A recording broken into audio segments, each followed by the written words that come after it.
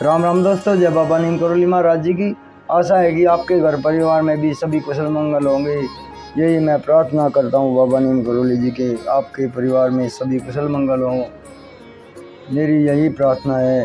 दोस्तों, आप कुशल मंगल हों, यही मैं कामना करता हूँ अपनी पूजा में, अपने गुरु जी से और सभी देवी देवताओं से।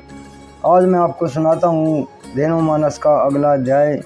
इसमें भगवान ने बताया है गाय की और महिमा है। उसमें जो व्यक्ति गाय का दूध 6 महीना पी ले उसके जीवन में बाल भाव प्रकट हो जाता है, सब ब्रह्म गुण प्राप्त कर लेता है वो, और उसकी मति सात्विक शुभकारी विचार आ जाते हैं, हरि की शरणागति एवं मन बलिहारी हो जाता है। तो गाय की महिमा तो अपरंपार है मेरे भाई। गाय का सम्मान सभी करें और इसे ज़्यादा से ज़्यादा बढ़ावा दें। चैनल अगर आपने सब्सक्राइब नहीं किया है तो चैनल को सब्सक्राइब अवश्य कर लें, ताकि आपको सभी शास्त्रों की, रामायण, भागवत गीता और धेनुमानस और भी मैं ग्रंथ मंगाऊंगा। अगर आप हिम्मत बढ़ाओगे, आप साहस बढ़वाओगे तो मैं आपकी सेवा में लगा रहूँगा, अपने धर्म को विस्तार देता रहूँगा जितना भी होगा, जब तक मेरे ऊपर बाबा नीम करोली जी की कृपा है। तो अभी शुरू करते हैं दोस्तों। जय बाबा नीम करोली महाराज, जय गाय माता की। अन्न में कोश, प्राण में कोश, मनो में कोश, विज्ञान में कोश एवं आनंद में कोश प्रधान है। जो व्यक्ति पंचगव्य का पान करता है उसके 5 कोश शुद्ध एवं षड्दोष काम क्रोध लोभ मोह ईर्षा मद का सफाया होता है। दैविक एवं आध्यात्म का आधार सृष्टि का लघु रूप यही है। जगत और ब्रह्मा दोनों का मिश्रित रूप विधाता ने इस रूप में अनुपम कृति को बनाया है। जब रक्षक ही भक्षक बन जाए तब यह काल का प्रभाव दिख रहा है। आज माँ दुखियारी हो गई है, संतति कपटों और छुपाऊ करने वाली हो गई है। जो व्यक्ति गाय का दूध 6 महीना पी लेता है उसके जीवन में बाल भाव प्रकट हो जाता है एवं ब्रह्म प्रकाश को प्राप्त कर लेता है। मति में निर्मलता, सात्विकता, शुभकारी विचार आ जाते हैं, हरि की शरणागति एवं मन बलिहारी हो जाता है। जो गौमाता को परलोक में हित एवं लोक में माता ही मिल गई है, जो गौमाता परलोक में हित एवं लोक में माता ही मिल गई है, जो विधाता के लेख को मिटा सकती है, उस गौमाता के मांस को विदेश में बेचकर उस धन से अपने देश के विकास का स्वप्न देख रहे हैं। जिस देश में माँ हाय हाय पुकार रही है उसको देखकर नरक भी नाक भौं सिकोड़ लेगा। गो हत्या जैसा पाप नहीं, धिक्कार है उन लोगों के लिए जो सत्ता के पद लोलुप हैं और अपने जन्म को नष्ट कर रहे हैं। जिस धरती पर गौ माता का रक्त गिरता है वहाँ यज्ञ योग जब तप कुछ भी नहीं लगता। धरा जब दुखी होती है तो अमंगलकारी भूकंप होते हैं, नदियाँ पहाड़ जंगल सब नष्ट हो जाते हैं, सब मिट जाते हैं। पुण्य धर्म अथवा सत्कर्म में व्यर्थ ही समय बीत रहा है। तब तक कुछ नहीं लगेगा जब तक गाय मारी जा रही है। गो भानु किरण, गाय धरती इंद्रिय रत्न गवेषणा भरने वाली है। गाय माँ है संस्कारों की बैल, पिता के समान देव पूजा पितृ पूजा सभी में सम्मानित है। जब गोबर से लीपते हैं तो जमीन के दूषित अणु मिट जाते हैं एवं शुचिता भर जाती है। मानव में मानवता की जननी गौमाता है। यह पृथ्वी पर अनुपम मूर्ति बनाई है। 1 वर्ष तक भोजन से पहले 1 मूठ घास जो गौमाता को खिलाते हैं उसको यज्ञ योग जप तप का फल केवल तृण खिलाने से प्राप्त हो जाता है। संत लोग कहते हैं कि सारा संसार दुखी है, प्रजानन देश सारा जगत दुख में है। जीव 84 लाख योनियों में भटकता फिरता रहता है। इसका कारण गौमाता के प्रति हिंसा का भाव है। अयोध्यापुरी में भगवान प्रकट हुए सुखकारी राम अवतार हैं।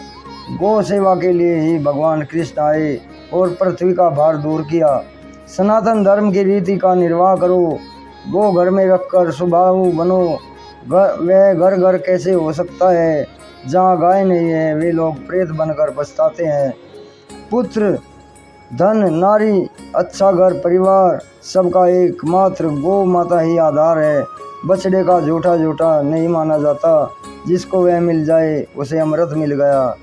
14 भुवन भू भुव स्व मह जन तप सत्य तल अतल वितल सुतल तलातल रसातल पाताल गाय में निवास करते हैं।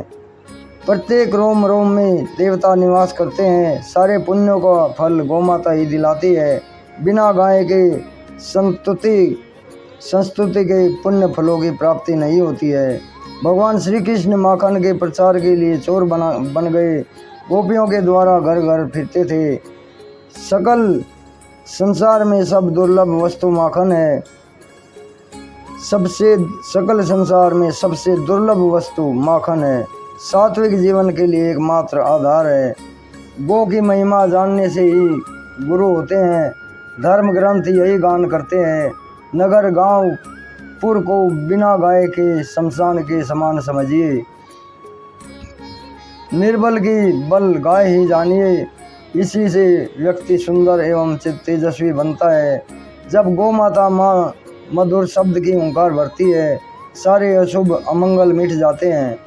विश्वजीत यज्ञ में वाजश्रवासु सुत नचिकेता ने जब देखा कि पिता असक्त बूढ़ी गायों का दान कर रहे हैं, तो प्रश्न उठाया कि हे पिता, आप कैसा दान कर रहे हो? दान तो ब्याही गाय का होता है। असक्त निर्बल गाय तो घर में रखकर पालनी चाहिए। नचिकेता ने साहस करके अपने पिता को पूछा कि आप कैसा दान कर रहे हैं? पिता के वचन की मान कर यमलोक पहुंच गए। जो गौ माता को जल से वंचित करता है उसे ब्रह्मघात का पाप लगता है।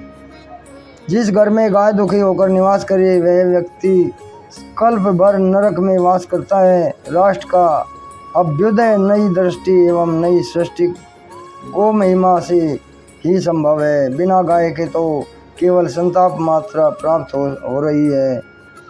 विश्वामित्र ने नई सृष्टि की क्योंकि वे गौ की कृपा से ही विश्वामित्र बने थे। भगवान श्री कृष्ण प्रतिदिन संध्या तर्पण करते हैं। उनके उपरांत गुरु पूजन करके तुरंत ब्याही संवत्सा गायों को प्रतिदिन दान करते हैं। जिस नगर में धर्मराज का निवास होगा वहाँ गौएं बहुत होंगी, निर्बल और अबला नहीं होंगी। लोगों के शरीर स्वस्थ होंगे, दूध से घर परिपूर्ण होंगे, अन्नपूर्ण मधुर एवं पुष्टिदायक होंगी। राजा जनक ने चरती हुई गाय को हटाया। इस कारण दुख का कारक नरक के द्वार का दर्शन हुआ। हम गाय को देखे एवं गाय हमें देखे। धेनु धन ही हमारा है। धेनु हमारा जीवन है एवं धन्य एवं सफल बनाएगा। संपूर्ण तीर्थ एवं उस व्यक्ति को मिल जाए जिसे गौमाता के चरणों की रज मिल गई। गौ में से मन भावन तुष्टि प्राप्त होती है। सारे धर्म कर्म उस व्यक्ति के संपन्न हो गए हैं जिसने गौ को प्रणाम एवं प्रदक्षिणा कर दी। जो गाय का स्पर्श करता है उसकी आयु बढ़ती है। यह परम सुखद हितकारी उपाय है। वृष देवता हलधर बलराम जी बड़े भाई हैं। छोटा धेनु चराने वाला कन्हैया है। श्री बढ़ जाएगी, अपयश मिट जाएगा, कभी भी पीड़ा नहीं होगी। सदा ही शिव संकल्प मन में आएंगे यदि गौ एवं गंगा इन दोनों को व्यक्ति रखे। अंतिम समय प्रयाण करते समय गंगा जल लिया जाता है। दही एवं गौ नित्य ही मंगल सूचक है। ऋषि मुनियों ने दूध के प्रताप से ही सदग्रंथों की रचना की है। सारे विश्व का संताप मिटाया है। जन्म के दुखों को गाय माता मिटाती है एवं मृत्यु का दुख गंगा मिटाती है। उस व्यक्ति ने सभी देवताओं की पूजा कर ली जिसने धेनु की शरण रज ले ली। गोबर विषहार है एवं पीड़ा मिटाता है, लेपन करते ही तुरंत फल प्राप्त होता है। दमा, पेट, हृदय, कैंसर आदि रोग पंचगव्य पीने से खत्म हो जाते हैं एवं व्यक्ति बलबीर बन जाता है। जो लोग गोमांसाहारी वही असुर है, सारे शरीर का नाश करके सारी मति बिगड़ जाती है। रासायनिक खादें धरती पर डालकर जिस प्रकार मनुष्य को शराबी बनाया जाता है, वैसे ही धरती भी ऐसी स्थिति में आ जाती है। चारों तरफ तामसिक भाव बढ़ गया है, अधर्मी लोग अनीति और घोर पाप कर रहे हैं, कर्म विकृत हो गए, मन चंचल भटक रहा है, सारे सदकर्मों का लोप हो गया है, कलयुग कुल्हाड़ा लिए फिर रहा है एवं गाय पर क्रोध कर रहा है। सारे विश्व में चमड़े का निर्यात भारत से हो रहा है। भारत का देश माँ भारती जो जन विख्यात थी, जहाँ ऋषि मुनि तपस्वी निवास करते थे, गो गंगा अवतरित सुगंधित करती थी, आज वहाँ गाय माता मर रही है। गाय माता हाय हाय पुकार रही है। जय गौ माता, जय माता। दोस्तों आज बस इतना ही करूँगा, ये अध्याय पूरा तो ज़्यादा लंबा हो जाएगा। तो गाय माता की ये महिमा है, इसे ज़्यादा से ज़्यादा शेयर करें ताकि मेरे सभी सनातनी भाइयों को और भी जो गाय का वध करने की इच्छा रखते हैं उन भाइयों को भी इस बात का पता चले कि गाय की महिमा कैसी होती है। इसमें पिछले पाठ में बताया था श्री कृष्ण जी ने कि गाय जिसके खूंटे पर बंध जाती है, गाय उसी की हो जाती है और गाय वो मालिक उसके साथ कुछ भी करे, उसकी पूजा करे तो वो उसकी जीवनदायिनी हो गई। अगर वो गाय का अपमान करेगा, भूखा मारेगा तो वो नरक का भागी बनेगा। तो दोस्तों अभी आज्ञा लेता हूँ, कल फिर आपको कोई नई धार्मिक प्रेरणादायक कोई ऐसी रचना सुनाऊंगा। बाबा नीम करौली जी जब तक मुझसे ये सुनवा, मेरे ऊपर उनका हाथ है, मैं आपको ये धार्मिक उपदेश उनकी प्रेरणा से देता रहूँगा। जय राम जी की, जय हनुमान जी की, जय श्री राम, जय बाबा नीम करौली महाराज।